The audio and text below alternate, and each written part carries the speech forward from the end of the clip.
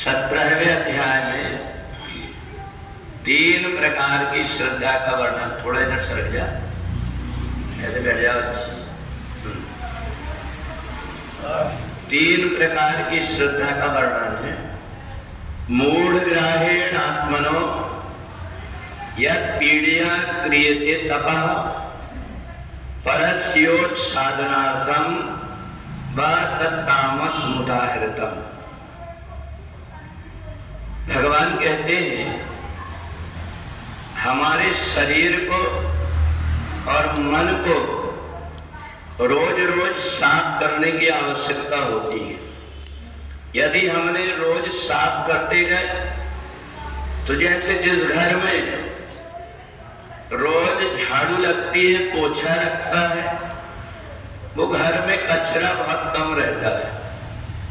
ऐसा ही अपना शरीर और मन भी है। अगर हमने शरीर की शुद्धि के लिए ध्यान रख लिया और मन को अगर हमने शुद्ध नहीं किए तो भी हमारा जीवन अस्त व्यस्त हो जाता है। जो व्यक्ति दान के पैसे लेता है, बिना कुछ किसी प्रकार से शारीरिक श्रम किए हुए सब कुछ उसको फ्री में मिल जाता है, तो ऐसे व्यक्ति का धीरे धीरे मन मलिन होने लगता है। और इसलिए मन को साफ करने के लिए स्वाध्याय करना पड़ता है, जिसको शास्त्रों में संध्या उपासना बताया है। जो व्यक्ति भगवान के दरबार में रहता है, भगवान की पूजन पाठ करता है, भगवान की कथा प्रवचन करता है, यदि वो व्यक्ति स्वाध्याय नहीं करता है तो उल्टा उसको नुकसान होता है, बल्कि उस व्यक्ति को मनुष्य का शरीर भी छिन जाता है। और इसलिए जो व्यक्ति बिना श्रम किए कुछ भी खाता है उसको दूसरा जन्म कुत्ते का मिलता है।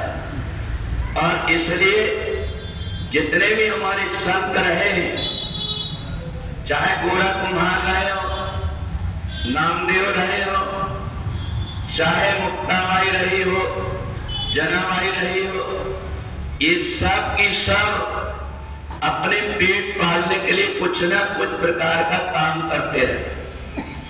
और यदि व्यक्ति धीरे धीरे करके अपने मन को पवित्र करते रहता है तो उसकी बात का प्रभाव पड़ता है। जो व्यक्ति दूसरों को उपदेश देता है उसके लिए सबसे पहली जवाबदारी होती है जैसा बोले वैसा स्वयं चले। अगर व्यक्ति ने दूसरों को पर उपदेश कुशल बहु तेरे और जे आचरण दिन न घरे में, जो अपने जीवन को बिगाड़ लेता है धीरे धीरे करके, और जो कुछ भी मिलता है उसमें अपना जीवन यापन करके संध्या पूजन छोड़ देता है, स्वाध्याय करना छोड़ देता है, उसकी बुद्धि धीरे धीरे भ्रष्ट हो जाती है। और एक दिन ऐसा आता है वो अपनी स्थिति से पतन हो जाता है।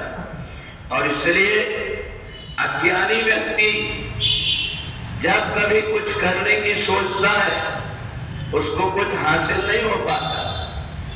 जिस व्यक्ति को ढोलक बजाना नहीं आता, वो व्यक्ति अगर उसकी रस्सी खींचे तो पता नहीं कब तोड़ देगा, ढोलक फोड़ देगा, क्योंकि उसको ज्ञान नहीं है कि इसको चढ़ाना कितना पड़ता है, ढीला कितना रखना पड़ता है और चढ़ाना कितना पड़ता है।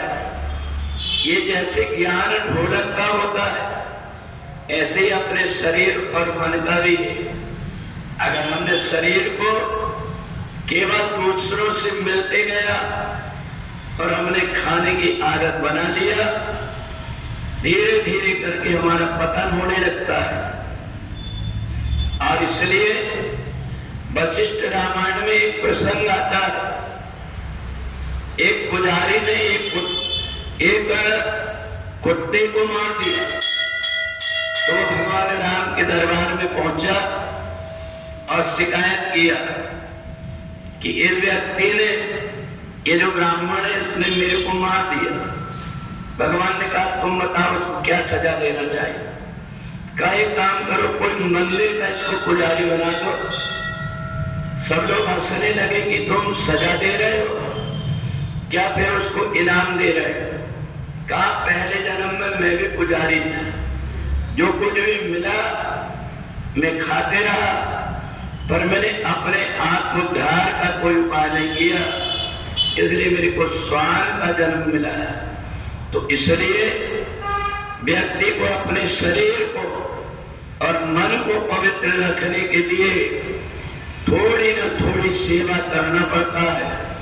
अगर कोई व्यक्ति सेवा करता है तो जो कुछ भी मिला हुआ है उसका दोष समाप्त हो जाता है।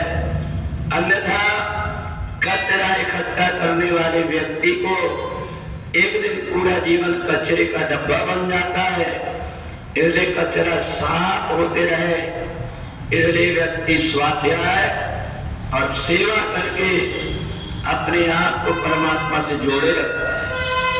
बोल वृंदावन बिहारी लाल की।